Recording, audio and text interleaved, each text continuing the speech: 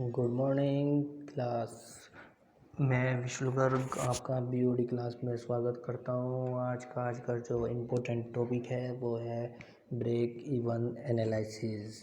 इससे पहले previous class में हम डिस्कस कर चुके हैं आपका बैलेंस शीट तैयार करके बताई थी मैंने कि आपको बैलेंस शीट कैसे तैयार होती है, उसके एग्जाम्पल भी डिस्कस किए थे। आज हम डिस्कस कर रहे हैं आपका ब्रेक डाउन क्या है, उसका एजप्शंस क्या है, उसकी लिमिटेशंस क्या हैं, इसके बारे में हम आज डिस्कस कर रहे हैं। देखते हैं, चलो इसमें आपका ब्रेक डाउन इवन एनालिसिस क्या है, एजप्शंस क्या है, देखते हैं। आप एक फिगर्स देख रहे होंगे, इसमें मैंने एक तरफ सेल्स लिखा है, एक तरफ यूनिट सोल्ड लिखा है, और आप इसमें कुछ पॉइंट्स देख रहे हो। उन की पॉइंट्स को मैं आपको एक थोड़ी सी नज़र डाल देता हूँ में क्या क्या है। ये आप देख रहे होंगे कि एक मेरा यहाँ से कोई ग्राफ गया है। ग्राफ जाने के बाद मैंने बताया कि भाई मेरी एक फ़िक्स्ड कॉस्ट है। उस फिक्स्ड कॉस्ट के बाद जो मेरा एनालिसिस हुआ, उस एनालिसिस के मैं टोटल रेवेन्यू और टोटल कॉस्ट को जहाँ कट करती है उसको मैंने बोला ब्रेक इवन पॉइंट। अब आप उसको थोड़ी के अनुसार डिस्कस करते हैं। ठीक है, आपकी इन्फॉर्मेशन के लिए आपको मैं बता दूं, इस सभी के नोट्स आपके गूगल क्लास रूम ऐप जो है उससे आप डाउनलोड कर सकते हैं। वैसे तो आप इससे भी स्क्रीनशॉट ले सकते हैं, मैं पॉइंट टू पॉइंट आपको समझा रहा हूँ। देखते हैं, ये कह रहा है कि एक break even analysis is the calculation of the point at which revenue equal expenses. एक ब्रेक इवन एनालिसिस उस बिंदु का संग्रह है जिस पर राजस्व समान व्यय होता है, रेवेन्यू। ठीक है, अब आपको बताता हूँ। Break even analysis help business owner determine when they will begin to turn a profit and help them their product with that in a mind.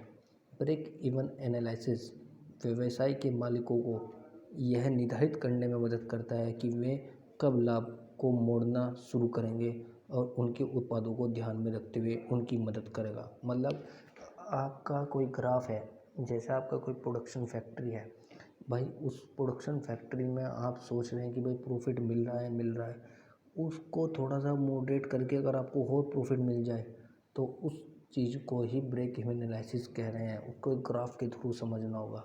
It provides a dynamic overview of the relationship among revenue, cost and profit. यह राजस्व और लागत और लाभ के बीच संबंधों का एक गतिशील अवलोकन प्रदान करता है। It is also called cost volume profit analysis. इसे लागत आय लाभ विश्लेषण भी कहा जाता है। इसके कुछ एजप्शंस हैं वो हम देखते हैं। सबसे पहला है आपका टोटल कॉस्ट दो तरह से डिवाइड की है इसने, फिक्स्ड कॉस्ट और वेरिएबल कॉस्ट। जो आपकी एक फिक्स्ड कॉस्ट हो सकती है और एक वेरिएबल कॉस्ट हो सकती है। सेकंड पॉइंट इसने बताया है आपका cost and revenue functions remain linear. इसमें क्या बताया इसमें बताया कि लागत और राजस्व फंक्शन लीनियर रहता है, मतलब कि आपका एक रेखिक रहता है। जो आपकी कॉस्ट है, फिक्स्ड कॉस्ट है, वो एक क्या रहेगी, लीनियर फॉर्म में रहेगी। फिर थर्ड पॉइंट बताया इसने आपका कि प्राइसेस ऑफ प्रोडक्ट कॉन्स्टेंट। जो आपका कॉस्ट है, प्राइसेस है, वो उत्पाद की कीमत है, वो स्थिर रहती है। Number 4, sale volume equal to होगा प्रोडक्ट वॉल्यूम के। जो आपकी बिक्री मात्रा है वो उत्पाद की मात्रा के बराबर होती है। फिर इसने बताया कि फिक्स्ड कॉस्ट जो है वो आपकी कांस्टेंट रहेंगी। आप देख भी रहेंगे स्क्रीन पे, मैं दिखा देता हूँ आपको। ये जो आपकी फिक्स्ड कॉस्ट है ये क्या है, आपकी कांस्टेंट है, दिख भी रहे होंगे ये फिक्स्ड कॉस्ट। ठीक है, उसके बाद इसने कहा variable cost constant rate increase. जो आपकी वेरिएबल कॉस्ट है वो एक तरह से इंक्रीज रहेगी। कैसे, ये देखिए आप, ये आपकी वेरिएबल कॉस्ट है और ये देखिए कैसे इंक्रीज जा रही है। ठीक है, उसके बाद इसने डिस्कस किया है आपका टेक्नोलॉजी। जो टेक्नोलॉजी है वो भी स्थिर रहती है। जो आपकी टेक्नोलॉजी है वो भी क्या रहेगी, आपकी स्थिर रहेगी। लेबर एफिशिएंसी वो भी आपकी कांस्टेंट रहेंगी। ये कुछ मान्यता हैं, एजम्पशंस को हिंदी में कहते हैं मान्यताएं। ये कुछ मान्यता हैं जो आपके प्रोजेक्ट में या आपके वर्किंग कैपिटल्स में कुछ ऐसी चीज़ें आपको देखने को मिलेंगी। आपको अपना प्रोजेक्ट कैसे मॉडरेट करना पड़ेगा, अपनी फैक्ट्री कैसे मॉडरेट करनी पड़ेगी जिससे आपको रेगुलेशंस बढ़ सके। इसकी कुछ लिमिटेशंस भी हैं, वो हम डिस्कस करेंगे। ठीक है, लिमिटेशंस इसकी डिस्कस करेंगे कि लिमिटेशंस क्या क्या हैं इसकी मैं लिमिटेशन डिस्कस कर लेता हूँ आपसे।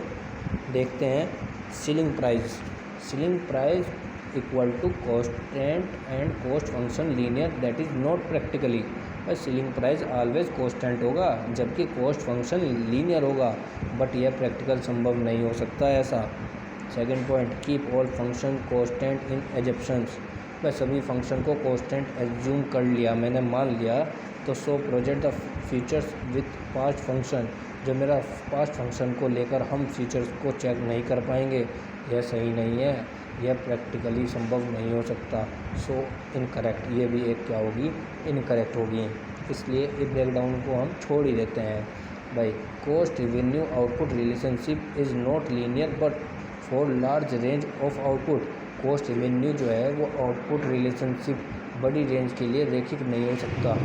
Fourth point, technology constant in practically word technology can not be constant. जो आपकी कॉस्ट रेवेन्यू है, जो आपकी कॉस्ट रेवेन्यू आउटपुट रिलेशनशिप है, वो बड़ी रेंज के लिए रैखिक नहीं हो सकता। और जो आपका profit is not only the function of output but also technology range management. लाभ केवल उत्पादन का कार्य नहीं है बल्कि प्रौद्योगिक परिवर्तन और मैनेजमेंट का कार्य है। ये कुछ मैंने डिस्कस किए ब्रेक इवन एनालिसिस और limitation of the break analysis के बारे में। Thank you watching my